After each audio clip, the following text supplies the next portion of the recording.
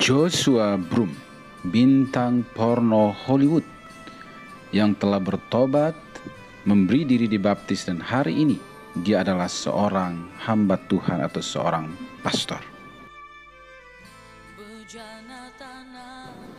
Berikut kisah hidup dan pertobatannya. Saya bertumbuh tanpa mempunyai hubungan yang baik dengan ayah saya. Saya menjadi pribadi yang sangat keras dan saya mulai mencoba modeling di usia 15 atau 16 tahun. Kemudian saya bekerja di sebuah restoran di Los Angeles dan di situ saya bertemu dengan beberapa wanita yang berpakaian kurang senonoh, lalu mereka menawarkan saya untuk jadi aktor dalam film-film dewasa. Dan ternyata mereka adalah agen-agen perekrutnya. Awalnya saya kaget, tetapi pada akhirnya saya menerima tawaran mereka itu. Singkat cerita, saya terjerumus dalam hal-hal seperti itu. Saya diberi pil untuk diminum sebelum melakukan semua aktivitas seksual itu, sehingga saya menjadi seperti bukan diri saya lagi saat melakukan hal-hal itu. Dan itulah awal kehancuran hidup saya. Saya memerankan begitu banyak film dewasa, sekitar 900 film dewasa. Saya juga memenangkan berbagai nominasi di dunia perfilman Hollywood. Suatu kali dalam tahun itu saya memenangkan nominasi yang paling bergengsi, dan sebagai manusia itu luar biasa bisa mendapatkan pencapaian seperti itu. Tapi pada saat penyerahan piala, manajer dan kru saya pusing 7 keliling. Karena waktu nama saya dipanggil, saya tidak muncul. Karena memang hari itu saya tidak hadir. Saya ada di rumah menangisi diri saya karena saya begitu benci diri saya sendiri.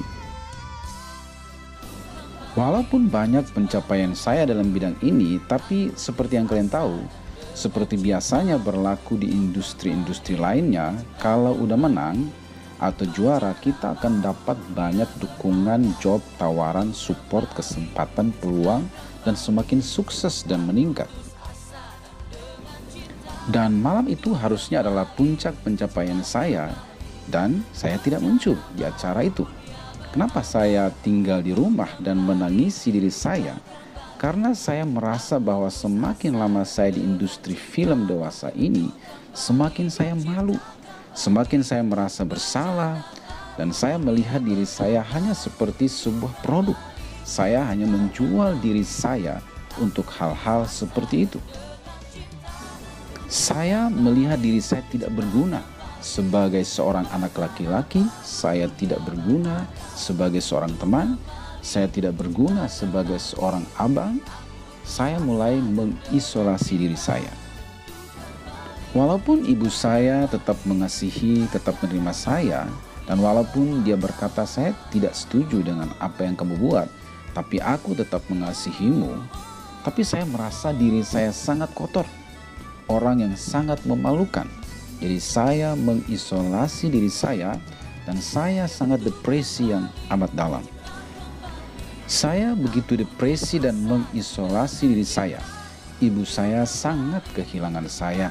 Bahkan ketika ibu saya menikah lagi dengan seorang pria yang lain yang baik, karena sebelumnya ibu saya gagal dalam pernikahannya, saya pun tidak menghadirinya.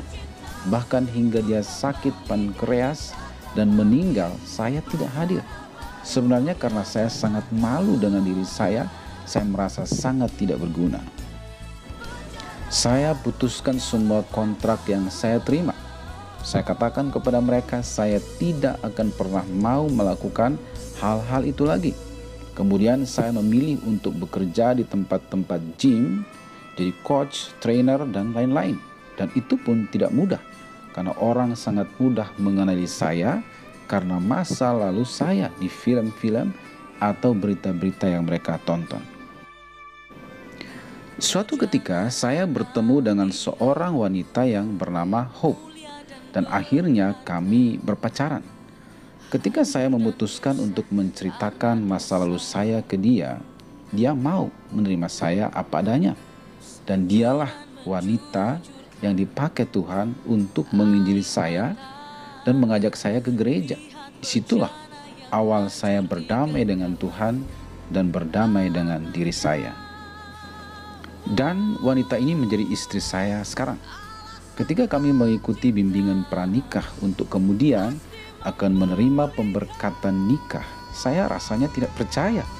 Bagaimana mungkin saya manusia yang berdosa dan kotor ini bisa dilayakkan untuk sebuah pernikahan kudus?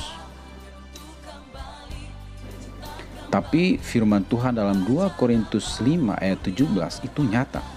Siapa yang ada dalam Kristus, ia adalah ciptaan baru. Yang lama sudah berlalu, sesungguhnya yang baru sudah datang. Aku yang dahulu sudah mati, hidupku sekarang ini bukannya aku lagi, melainkan Kristus di dalam aku. Semua cerita ini bukanlah suatu proses yang instan dan waktu yang singkat.